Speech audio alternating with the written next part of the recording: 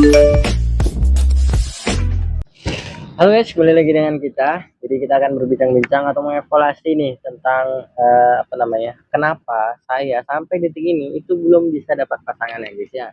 Mungkin apa yang kami bincangkan nanti itu ada kaitannya atau relate lah sama apa yang mungkin kalian rasakan juga.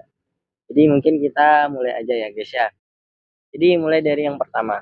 Dari pertama ini biasanya tentu permasalahannya dari saya pribadi itu kenapa ya Mas? Saya itu susah sekali untuk mendapatkan pasangan.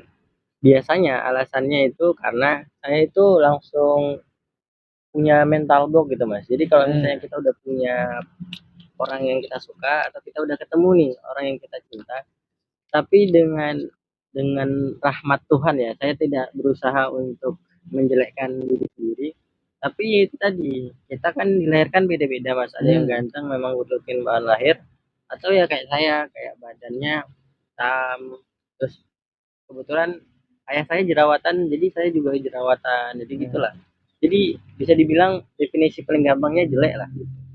Nah ketika saya itu sadar situasi itu dan bertemu orang yang saya suka, kecenderungannya pasti cantik. Nah terus saya bilang dalam diri saya, nampaknya nggak mungkin lah orang yang kayak dia itu suka sama saya gitu. Akhirnya jalan yang saya pilih itu ya diam aja gitu, akhirnya nggak ngungkapin dan nggak berusaha menunjukkan itu gitu lah. Itulah akhirnya sampai sekarang saya nggak punya pacar. Nah, menurut Mas tuh gimana cara saya untuk keluar dari situasi itu nih? Oh ya, ya. Jadi mungkin kalau yang namanya jelek itu gimana ya? Memang takdirnya mau gimana lagi? Kalau mau jelek ya jelek. Cuman gini, sejelek-jeleknya orang itu ya kalau kita tetap mandi pakai skincare ya, setidaknya pasti adalah yang berubah gitu. Jadi mungkin kalau misalkan jelek ya, itu kita bisa ubah. Mungkin yang paling ekstrim itu jelas operasi plastik. Tapi karena banyak orang yang nggak mampu operasi plastik kan, jadi itu opsinya bakal opsi yang susah gitu. Tapi yang opsi lain itu kan kita bisa upgrade pertama value kita. Terus yang kedua tuh kalau kita mau PDKT sama cewek atau PDKT sama orang lain, menurut aku ya kita tuh harus punya yang namanya strategi. Mungkin orang di luar sana itu ngerasa kayak alah pakai strategi-strategi segala buat apa gitu. Toh gue nggak pakai strategi gue bisa. Nah sebenarnya apa ya, orang-orang yang ngomong seperti itu sebenarnya dia juga punya strategi, hanya saja dia nggak mau mengakui bahwa itu adalah strategi. Kayak misalkan kita PDKT sama cewek, gimana cara kita ngomongnya, apa yang bikin cewek itu bisa tertarik sama kita. Terus juga kalau kita larikan di dalam konsep relationship atau konsep ekonomi, kita bisa diterima sama masyarakat, kita bisa diterima sama cewek itu karena kita punya yang namanya value. Jadi kalau relationship itu kan sebenarnya kita tukar menukar value gitu. Aku punya value apa, kamu punya value apa gitu. Dan value itu kan macam-macam ya, bisa dari karakter, bisa dari status, bisa dari fisik, bisa dari harta, bisa dari karya, prestasi dan lain sebagainya gitu. Jadi kita melihat individu tuh bukan sebagai apa ya, kayak barang yang cuman ini jelek atau cantik, ganteng atau enggak, tapi gue pribadi selama bergerilnya menelusuri lubang-lubang perempuan itu, gue ngerasa bahwa nggak semua cewek itu nilainya tuh mereka ngelihat dari masalah ganteng. Banyak juga cewek-cewek yang menilai value-nya yang lain gitu. Jadi mungkin pertama tingkatin dulu value-nya. Yang kedua mungkin kita cari tahu dulu kriteria cewek yang kita suka itu seberapa, level kita tuh ada di mana. Terus habis itu baru coba kita belajar gimana caranya kita PDKT, gimana caranya kita kenalan sama cewek gitu, gimana caranya kita tahu pola jatuh cintanya cewek itu kayak gimana. Kalau kita tahu itu semua, kita akan lebih mudah buat kenalan, buat engage sama cewek itu jauh lebih mudah. Itu sih. Gini Mas, kalau misalnya nih bohong lah kalau misalnya saya bilang saya nggak pernah nih berjuang untuk cewek. Jadi pernah di suatu saat itu saya berjuang memperjuangkan perempuan. memperjuangkan cinta saya agar cinta Mm-mm. saya keterima. Tapi timbul posisi bingung mas. Bingungnya apa? Saya tidak tahu kapan sih waktu yang tepat saya berhenti untuk mengejar dia. Saya Hmm. pernah berjuang sama orang ini itu selama 4 tahun, bahkan kayaknya udah 6 tahun gitu kan kalau saya hitung dari sekarang. Nah, di satu sisi dulu saya mikirnya ya saya ya itu tadi ya ada anekdot-anekdot yang bilang yang paling besar mencintai wanita itu dia yang menang. Jadi bukan Hmm. siapa yang besar cintanya tapi siapa yang bertahan sampai titik akhir gitu. Tapi di satu sisi yang lain saya takut juga diklaim sebagai badut mas. Nah, Hmm. orang badut itu kan dia ngelakuin sesuatu yang benar-benar nggak dihargai, benar-benar Hmm. nggak diharapkan oleh perempuan itu. Tapi ingin ya itu tadi situasi ini yang bikin saya bingung. Nah mungkin pertanyaannya kapan sih waktu yang tepat berhenti mengejar seseorang gitu mas, biar nggak Hmm. jadi badut. Ya kalau dari gue pribadi, apa ya istilahnya, kriteria atau standar kalau kita ngejar atau enggak tuh sebenarnya dari sejak awal ya. Misalkan gini, kita PDKT sama cewek nih, pas awal kenalan aja. Misalkan kita kenalan ya, misalkan kita mau kenalan sama cewek, misi gue mau kenalan gitu. Kalau dia bilang enggak, ya udah. Dari sejak itu dia bilang enggak, pertama gue nggak mau engage dia lagi, nggak mau ngedeketin dia lagi. Itu kalau misalkan kita kenalan. Jadi ketika kenalan dia responnya enggak, itu udah aku nggak mau ngejar lagi. Terus yang kedua, kalau misalkan kenalan dia dia masih respon, dia masih ngobrol basa-basi sama kita, tapi jawabannya dia singkat-singkat, terus dia nggak ngeliatin ke kita, dia kelihatannya cuek dan nggak respect, itu juga nggak mau lah, ngapain di follow up gitu. Karena cewek yang cuek itu menurut aku apa ya, nggak worth it sama sekali. Itu dua hal ketika kenalan yang harusnya kita udah sadar. Kalau dua cewek itu, ceweknya kayak gitu, dia cuek, dia jawabnya singkat-singkat, atau udah bener-bener aku nggak mau kenalan, itu udah di skip aja. Nah terus kalau misalkan kita ngechat cewek, kalau dia nggak bales, dia cuma ngerit doang, balesnya mungkin kita ngechat hari ini, balesnya 2 jam atau 3 jam kemudian, atau balesnya mungkin minggu depan, itu menurut aku ya udah, ngapain ngapain di follow up lagi. Nah kalau aku pribadi ya udah, kalau ketika kita ngechat nggak dibales ya udah, tinggalin aja, masih banyak cewek di luar sana gitu. Kalau misalkan kita katakanlah udah PDKT nih, biasanya aku bakal ngetes gitu. Jadi cewek ini biasanya akan aku ajak jalan, terus aku suruh dia untuk ngelakuin sesuatu. Kalau dia aku ajak jalan dia nggak mau, nah itu udah tanda kalau dia itu nggak tertarik mungkin. Atau mungkin dia lagi sibuk, entah lah katanya sibuk, katanya ada kerjaan ini itu dan lain sebagainya. Tapi kalau aku ngajak dia nggak mau datang, ya udah, skip aja. Tapi kalau misalkan kita udah menjalin hubungan, misalkan pacaran, dia pertama dia ribet, rempong. Cewek tuh kalau bawel nggak masalah, tapi kalau ribet ini yang susah. Kalau menurut aku bawel sama ribet ini beda. Kalau ribet ini cenderung dia kayak apa ya? Mungkin ada masalah di mentalnya terus diluapin ke kita. Jadi dia menjadikan kita sebagai katarsis atau pelampiasan. Dan menurut aku hal kayak gitu nggak sehat. Jadi kalau dalam hubungan gitu dia kayak nggak mau investasi balik, investasi emosi balik, itu menurut aku udah dia red flag. Dia nggak mau ngelakuin apa yang aku suruh, padahal itu baik. Itu juga udah red flag. Jadi kalau aku standarnya berjuang atau enggak itu ya kita ngelihat. Kalau kita kasih dan dia nggak mau kasih balik, ya itu udah tanda kalau dia memang nggak tertarik sama kita. Makin kita kejar, justru kita malah apa ya, kayak seakan-akan menganggap apa ya, diri kita nih kayak nggak berharga aja gitu. Kita udah kasih ini tapi nggak ada feedbacknya. Otomatis kan seakan-akan kita malah ngemis-ngemis ke dia, merendahkan diri kita sendiri. Dan dalam apa ya, dalam psikologi itu kan hal yang paling buruk adalah ketika kita itu merendahkan diri kita sendiri tanpa sadar. Makanya badut itu, kalau pekerjaannya kamu jadi badut itu bagus karena menghibur orang dan dibayar, dapat nafkah, dapat duit, itu oke. Tapi kalau jadi badut di sebuah hubungan, nah itu kan berbahaya. Karena ketika kita kadang-kadang ngelakuin sesuatu, kita menghibur orang lain, kita terluka, tapi kita nggak sadar kalau itu tuh menyakiti diri kita sendiri, itu kan bahaya. Jadi saran aku kalau apa ya, mau ngejar atau tidak itu ya itu tadi. Kalau kita kalau dia nggak responsif dan kita tetap aja ngotot, itu udah jatuhnya udah ngejar. Kita ngechat cewek dan cewek itu nggak balas, kita chat terus di bom chat, nah itu udah ngejar.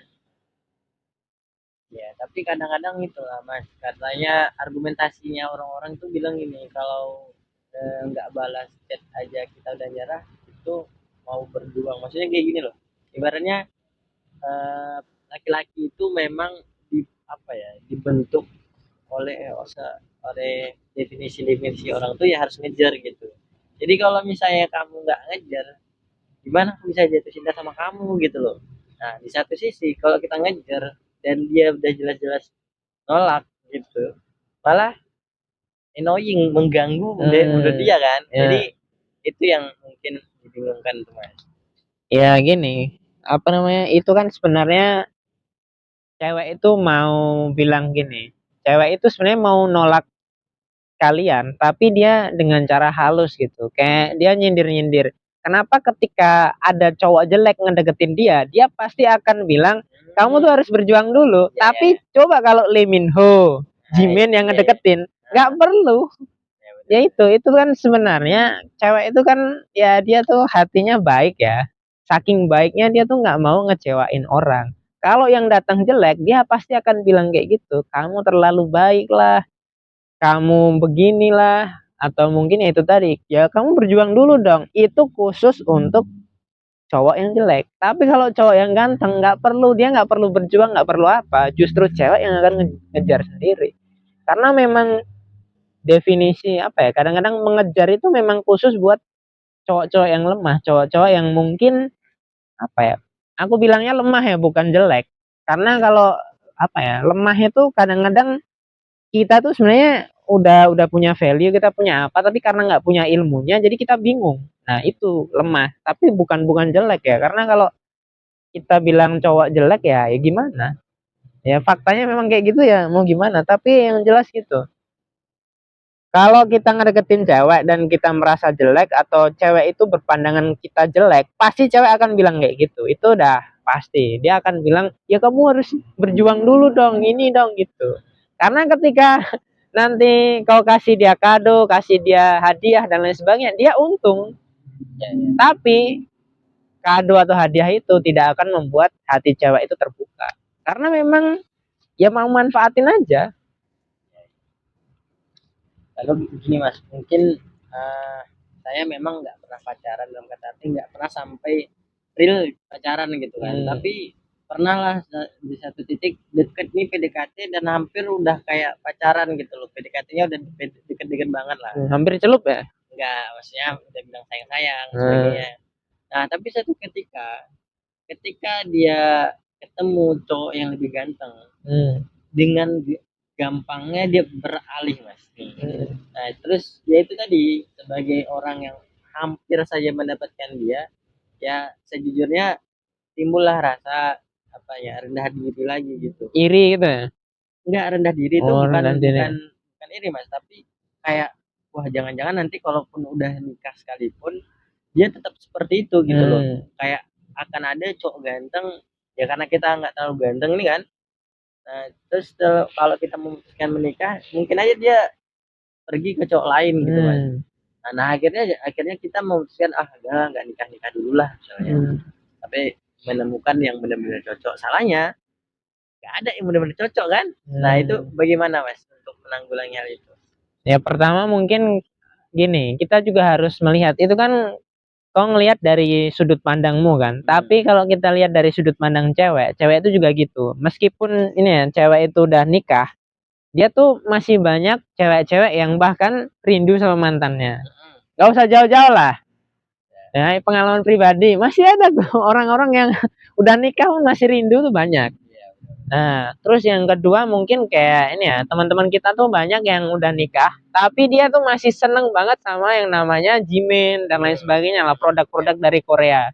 Dan itu fakta. Dan itu banyak gitu, banyak cewek-cewek yang udah nikah, wah sama ketika ketemu sama artis ini langsung, waduh ini kan. Jadi itu memang nggak bisa dipungkiri. Sama juga kalau cowok tuh juga gitu. Malah cowok tuh kayak dilonggarkan dengan apa? Dengan poligami kan. Meskipun kita punya pasangan, itu bukan berarti kita nggak ngelihat orang lain kan. Kita ketika kita punya pasangan pun pasti ada rasa di mana kita pengen juga sama orang lain. Nah, coba kalau itu kita balik ke cewek. Cewek juga mikirnya kayak gitu. Misalkan cewek ini nikah sama cowok yang keren gitu. Cewek ini kan juga kadang-kadang juga minder kan. Wah, nanti kalau aku ditinggal gimana ya? Nanti kalau dia nikah lagi itu gimana ya? Jadi kan sebenarnya permasalahan itu menurut aku ya bukan bukan ditarik keluar tapi coba ditarik ke dalam. Jadi kan otomatis itu karena pertama kau tuh bener-bener minder. Terus yang kedua kau tuh mungkin trust issue kali ya. Zaman dulu kau nggak pernah dipercayai sama orang atau dulu ada masa di mana kau ditinggal sama orang tua atau kau ditinggal sama orang yang kau sayang atau kau ditinggal pas kecil gitu. Akhirnya kau takut gitu. Nanti kalau aku dewasa terus aku punya pasangan tiba-tiba dia pergi gimana ya? Berarti kan sebenarnya itu masalahnya ada di dalam dirimu bukan ke orang lain.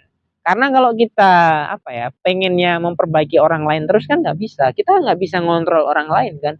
Yang bisa kita kontrol ya diri kita sendiri. Jadi kalau untuk kasus itu ya menurut aku itu lebih ke dalam sih.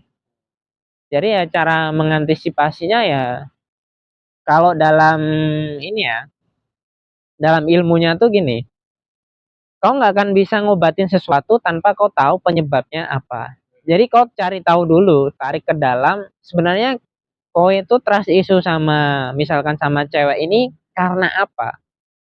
Kalau itu udah diobatin, pasti itu bisa hilang. Misal contohnya gini, zaman dulu misalkan aku punya insecure gitu, aku ngerasa nggak pede dan lain sebagainya.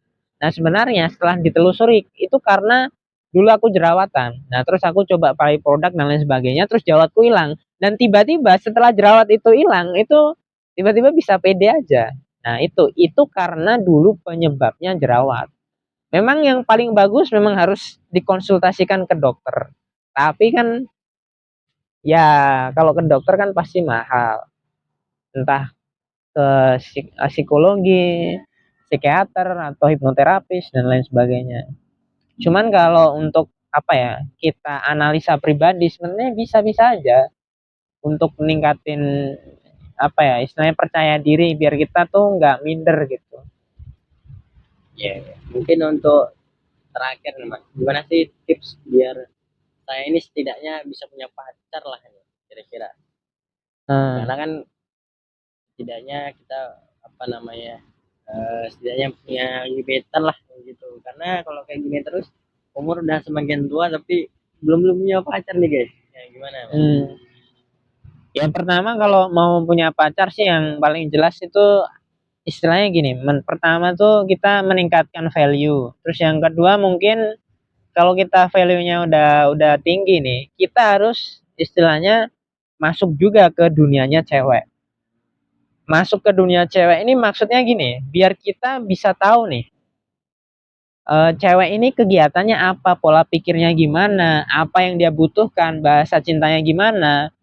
Ketika kita udah paham hal itu semua, kita tuh akan lebih mudah untuk ngapa-ngapain cewek itu jauh lebih mudah kalau kita punya ilmunya. Nah, yang kedua tuh ya yang selanjutnya tuh mungkin gini. Targetmu tuh cewek yang kayak gimana? Contoh nih misalkan gini. Kalau targetmu itu adalah cewek-cewek yang lulusan SMA, otomatis kau S1 tuh udah cukup gitu. Tapi kalau misalkan targetmu adalah cewek-cewek yang hobinya ke mall, yang mungkin kulitnya putih-putih, otomatis kau harus pertama meningkatkan value itu udah pasti. Tapi kau juga harus ningkatin levelmu sama ke mereka atau bahkan lebih. Nah, banyak orang itu levelnya masih level 1, tapi dia nyari cewek yang level 5. Nah, ini menurut aku nggak apa ya, kurang wise itu. Kalau namanya cowok tuh apa ya, gimana, dia tuh sok tahu dan terlalu pede, bisa dibilang nggak sadar diri, dia ngerasa alah itu kan cuman cewek biasa. Tapi kalau dari kacamata yang sudut pandang relationship, level kalian tuh benar-benar bisa bisa kita lihat beda jauh. Misal gini lah, kemarin kita ini ngegap di mall lah, di situ kan sebenarnya kelihatan level kita ada di mana, itu kan bisa kelihatan. Kita bisa ngelihat cewek tuh dari cara dia jalan, pakaiannya, parfumnya, baunya, rambutnya, dari semuanya tampilannya kita bisa lihat, oh level kita nih setara nggak sama dia atau tidak. Kita bisa lihat. Nah, banyak orang itu kadang-kadang missnya di sini. Dia ngerasa, wah gue keren, udah gue udah bagus, gue udah ini. Tapi ketika dia PDKT sama cewek banyak ditolak karena itu tadi. Mungkin levelnya udah sama, value-nya udah sama, tapi kau nggak ngikutin dunianya dia, itu juga bisa berantakan. Tapi ini bukan dijadikan alasan bahwa berarti gue harus nyampe ke level itu dulu dong baru bisa PDKT sama cewek, ya enggak. Kalau kamu pengen latihan untuk mencapai level itu, kau di level manapun ya nggak masalah, karena kan lo lagi latihan. Tapi kalau ilmunya memang kayak gini, ilmunya adalah ya kita samain dulu, kalau kita udah setara pasti lebih enak kan. Nah tapi bukan berarti ini dijadikan patokan. Tapi kan istilahnya gini, kalau kamu mau latihan ya dari manapun levelnya, kesana kesini nggak masalah. Tapi ya itu tadi, kau harus ingat bahwa nggak semua cewek tuh kan suka sama kita, nggak semua cewek juga bakal nerima kita. Nah itu, kalau paling mudah paling enak itu ya itu. Kalau kau nyari cewek yang levelnya setara samamu atau di bawahmu, itu udah pasti banyak yang suka. Itu udah pasti. Dan itu kan bisa kita buktikan sendiri. Itu udah pasti. Kan banyak juga kan yang ini ngefollow up. Nah itu kalau ceweknya itu setara atau di bawah kita. Nah kalau kau pengen kriteria cewekmu ini naik, ya itu tadi, kau harus mencoba untuk masuk ke level mereka. Kalau dari yang aku perhatikan ya mungkin apa ya, kita untuk masuk ke level mereka itu mungkin butuh satu dua step lagi aja. Oke, mungkin itu dulu ya guys. Beberapa pertanyaan-pertanyaan yang mungkin sebenarnya itu keresahan saya pribadi mas. Hmm. Nah, saya harap dengan channel ini selain membuat kalian juga apa namanya punya value, saya juga bisa memperbaiki value saya gitu biar ke depan kita bisa dapat pacar ya guys ya. Sebenarnya ternyata dapat pacar itu nggak mesti harus ganteng ya mas ya. Iya, Ya nggak siapa mesti. orang siapa saja bisa dapat pacar harusnya ya. Ya. Tapi yang jelas harus tahu ilmunya. Itu kira-kira kalau mau tahu ilmunya itu dari mana nih mas kira-kira? Dan gini, aku juga nambahin satu lagi gini. Banyak orang tuh juga ini ya, mungkin nih senior-senior kita, mereka tuh merasa gini, nikah itu adalah salah satu tanda dia sukses di bidang relationship. Nah, menurut aku itu adalah hal yang konyol dan itu lucu. Karena gini, kalau nikah, semua orang itu pasti bisa nikah. Jadi nikah itu kayak ini aja, nikah itu menurut aku kayak formalitas aja. Semua orang tuh bisa nikah. Bahkan orang-orang yang tinggal di kolong jembatan, sorry ya, di kolong jembatan, orang yang miskin dan lain sebagainya, itu kan mereka bisa nikah. Mereka nikah punya anak banyak. Bahkan kita sering kan wawancara ketika kuliah, orang-orang yang mungkin ya dikategorikan golongan miskin ke bawah, tapi dia nikah kan, nikah juga kan. Nah itu, jadi lucu aja. Jadi relationship itu, tanda suksesnya relationship itu tidak diukur dari dia nikah atau tidak, atau seberapa lama dia nikah. Karena banyak banget kan. Ini ada orang nih yang nikah 30 tahun, 60 tahun gitu, tapi dia bertahan dalam pernikahan. Itu bukan karena dia cinta, tapi karena ada anak. Takut kalau cerai nanti dikucilkan di masyarakat. Jadi kalau menurut aku, tanda keberhasilan sebuah relationship itu diukur dari kebahagiaan, tingkat kebahagiaan. Karena banyak banget orang yang ya bertahan sampai mati, nikah sama orang ini dan bertahan sampai mati, itu bukan karena cinta, tapi karena udah punya anak. Dah. Iya, iya, Ini kasusnya kan ada, ya temenmu itu kan iya, iya. dia udah pisah ranjang. Kalau mau ini aja dia satu kamar lagi, itu kan udah tanda gitu. Jadi Jangan karena udah nikah terus bilang, wah gue udah berhasil. Enggak sih. Dan orang yang cerai juga belum tentu dia gagal. Karena memang ada relationship yang mengharuskan kadang-kadang hubungan ini lebih baik memang putus daripada diterusin terus-terusan. Karena kan ada tuh orang yang mungkin suaminya atau istrinya tuh memang jahat ya. Dia memang nyiksa pasangannya sendiri. Jadi kan itu lebih baik ya udah cerai atau putus aja gitu. Jadi kita nggak bisa ngejudge relationship orang lain tanpa kita tahu permasalahannya ya. Kalau kita tahu masalahnya di mana, baru kita bisa tahu nih, oh ini keputusan ini benar atau salah gitu. Tapi gue juga nggak nyalain kalau misalkan ada orang yang nikah terus dia sebenarnya udah nggak cinta, tapi dia bertahan ya. Menurut aku sih dibilang bagus-bagus aja ya, ya itu kan keputusan orang lain ya. Aku juga nggak mau menilai mereka karena ya nggak penting juga. Ngapain kita ngurusin orang lain kan? Cuman kalau dari sudut pandang aku ya kayak gitu. Kalau nikah udah habis cintanya sekedar formalitas itu bakal hampa banget. Tapi kadang-kadang kan apa ya, memang ada tipe kalau orang yang nggak romantis mas gitu. Jadi kayak jangankan mau kayak gitu dari awal pernikahannya mereka ya udah jadiin formalitas saja gitu. Memang ada tipe orang seperti itu. Atau sebenarnya ya kembali lagi orang-orang yang seperti itu yang selama ini saya lihat itu mereka nikahnya bukan karena pacaran mas, jadi mereka nikah karena mungkin udah mepet mepet dalam arti umurnya udah tamat S1 nih misalnya, terus udahlah siapa aja yang datang terus nikah. Ya akhirnya mereka seperti itu dengan alasan mereka ya kami memang bukan orang yang romantis. Menurut mas gimana pandangan? Ya kalau menurut aku sih orang-orang yang kayak gitu adalah orang yang nggak mau belajar. Karena gini, menurut aku semua hal yang dibahas dalam bidang keilmuan itu bisa dipelajari. Apapun yang dipikirkan oleh manusia itu pasti bisa dipelajari. Yang normal-normal ya.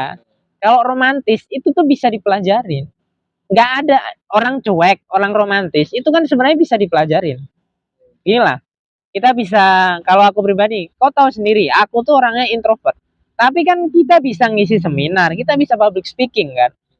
Jadi menurut aku itu cuman alasan aja. Orang nggak romantis itu ya mungkin karena ya dia nggak tertarik sama ini. Sekarang gini lah, kalau misalkan ada cewek ya, pilihlah katakanlah nih, cari satu cewek di Indonesia yang paling cuek, coba dia ketemukan sama idolanya, misalkan idola cewek yang cuek ini Jimin, coba ketemukan sama dia, masih nggak dia cuek? Nggak mungkin. Orang itu nggak romantis karena ya dia salah milih pasangan aja.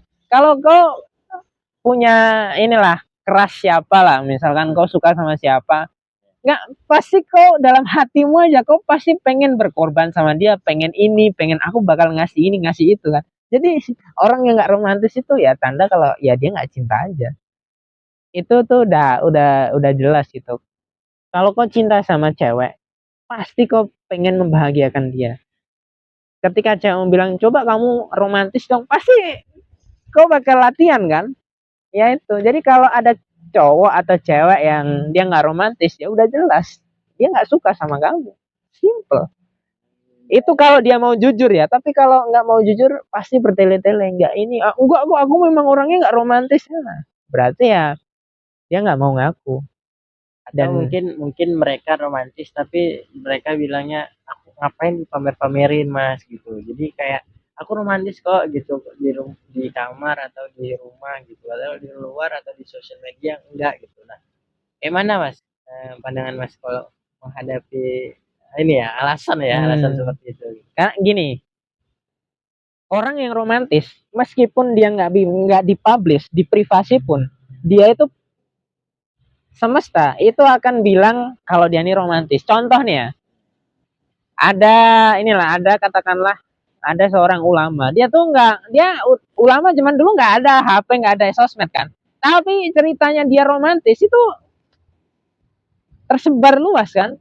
Kayak misalkan gini, Umar ketika dia ngelihat ada ibu-ibu apa namanya, dia mendidihkan batu, terus dia ngecek gini-gini, itu kan sebenarnya anggap aja itu misalkan kita kategorikan itu adalah ya keromantisan dia sama rakyatnya kayak gitu.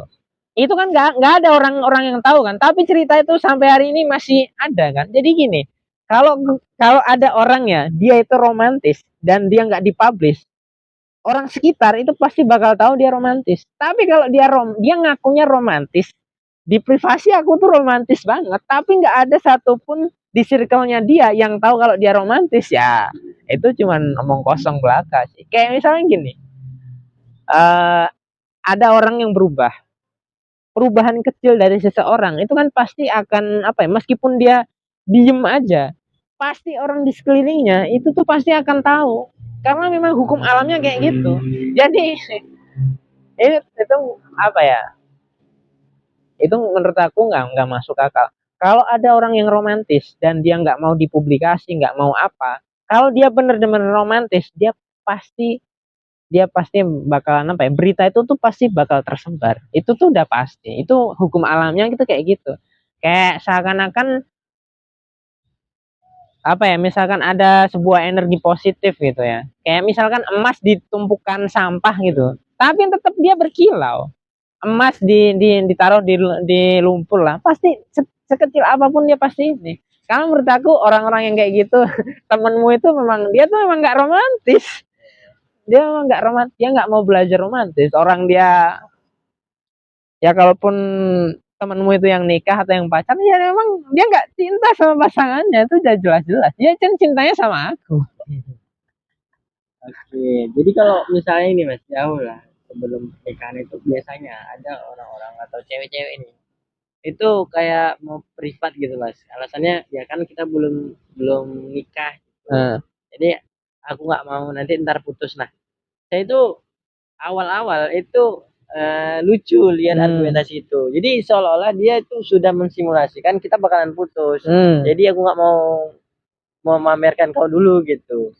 Nah, kalau menurut Mas, apakah argumentasi saya itu lucu atau memang ya sebaiknya ya kalau sebelum menikah nggak usah dipamer-pamerin gitu?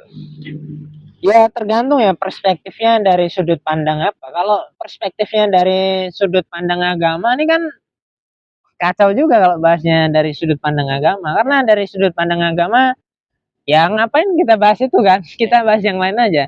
Kan menurut aku gini,